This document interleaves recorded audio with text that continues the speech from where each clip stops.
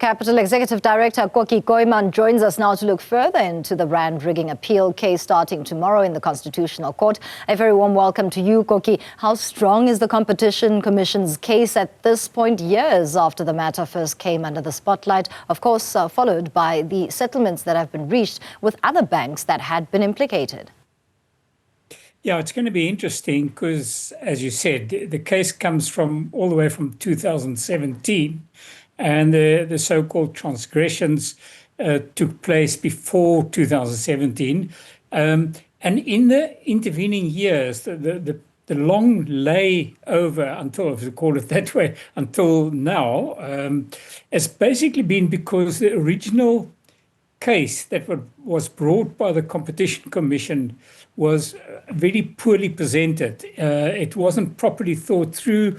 It had a number of errors. It had, as in the tribunal summary, paucity of information. So it didn't prove the case adequately. And so after many, many years now, the case is back again, where it will be heard for 4 days now.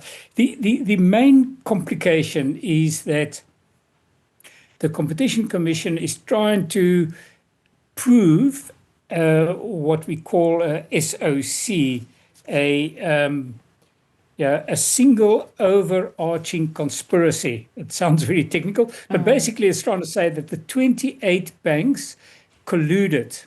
And the reason why it says that is because the banks, traders of those banks, would on a Bloomberg chat room exchange messages to fix prices. Now, fixing a price doesn't necessarily mean to say that it is irregular. If trader A has a client who wants to transfer 5 million offshore and he knows trader B, or he asks in the chat room, has anybody got a matching transaction coming in, then we can set it off against each other. That in itself wouldn't mean that there is a transgression. Now, the Competition Commission has obviously proved that they willfully changed the price from what the spot price was at that time. And all the evidence I've seen so far is that they haven't done that. Secondly, the problem is that we're dealing with a number of banks who were all using the platform over those years whenever there was a transaction. So, and there is no proof it was a conspiracy between all those banks. And I think that's maybe where they made a mistake, is to try and prove that the 28 banks were colluding.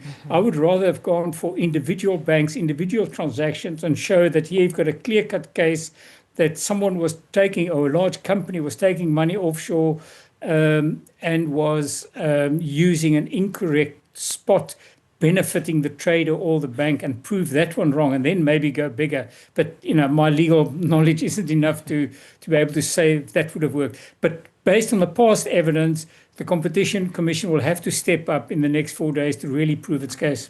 And that's where the tricky technicalities come to play in terms of what maybe new evidence is going to be brought before the Apex Court. But what then is to be said about the remaining banks and their argument over a lack of evidence, as well as the reputational damage that has been suffered so far? Do they have a leg to stand on and win this particular appeal? Yeah, it's interesting that they say reputational damage.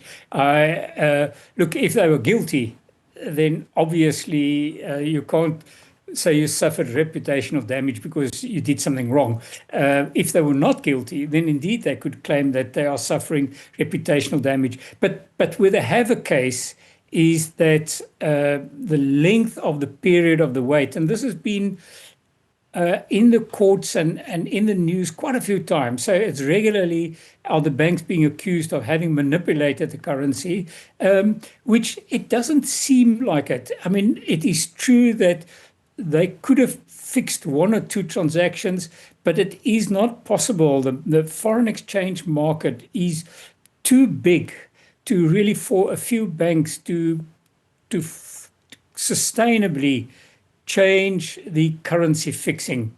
Now, Kevin Wakeford, the part that you played, true, in that year when originally he made his case, 2001, remember that was a very, very special period, and the banks were just facilitating trades of people who wanted to get money out of the country. That wasn't banking, banks who were trying to facilitate the rand down. It was simply pressure, a lot of sellers and no buyers. And in this case, I think there were a lot of individual transactions that were happening. But it is true. If you just take one step back, foreign transactions, there is normally a wide spread on it. It is not as transparent, although it's changed a lot. But indeed, technology has changed a lot of the practices that were happening in those years. And today you're getting more and more smaller players, fintech players coming in and doing a real-time settlement at very low margins. So it's a problem of the past, but true. If the banks were guilty, they should be proven guilty. Lastly, what should South African authorities then take as a lesson in this particular case to bolster the complexity of financial crimes as well as tightening the loopholes that include issues of jurisdiction? Yeah. Now, that's a difficult one. The jurisdiction one, I've read up a lot on it. I think that is always the case. So you've got to actually change your legislation to fix jurisdiction. And there was no final. There's a lot of arguments and reference to other court cases in other places of the world. But the jurisdiction one is difficult. Where does the foreign exchange transaction take place? I think. Look, maybe we'll get an opinion on that as well in the coming 4 days. Thank you so much, as always, for your input. Denker Capital Executive Director Kokkie Kooyman speaking to us about the Rand rigging appeal case, which kicks off tomorrow in the Constitutional Court.